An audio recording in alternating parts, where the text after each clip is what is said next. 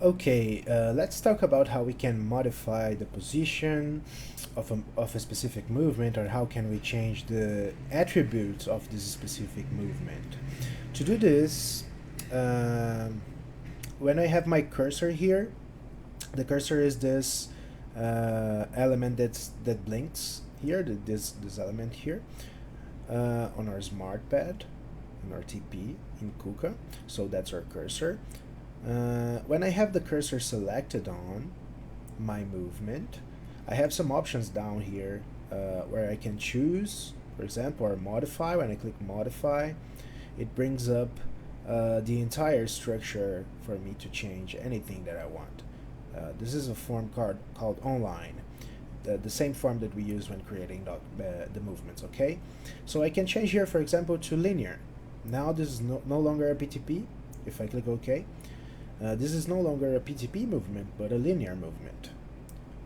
Okay, so it will change the structure and the type of the movement. And if I click modify now, I can return to PTP.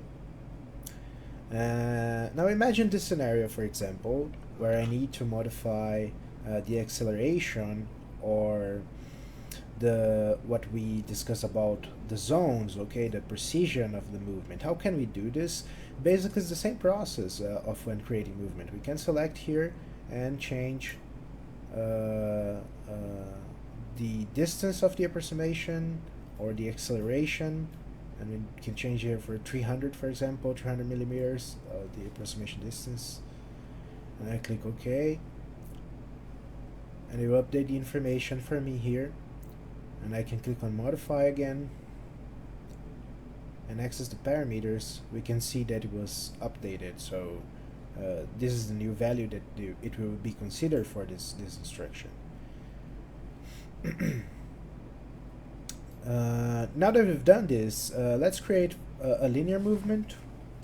To create a linear movement, we can go to commands, movement, and select linear.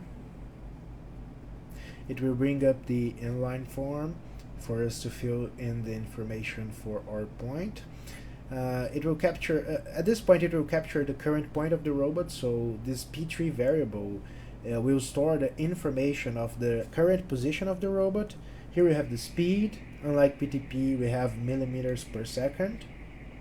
And if we weren't using the continuous mode, the approach parameter, the approaching zone, we would instruct the robot to reach exactly to point 3.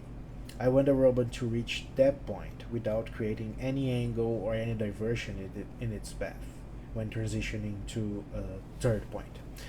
I click OK here. You notice it added the movement above because my cursor was at the top of the movement that existed. And essentially that's it.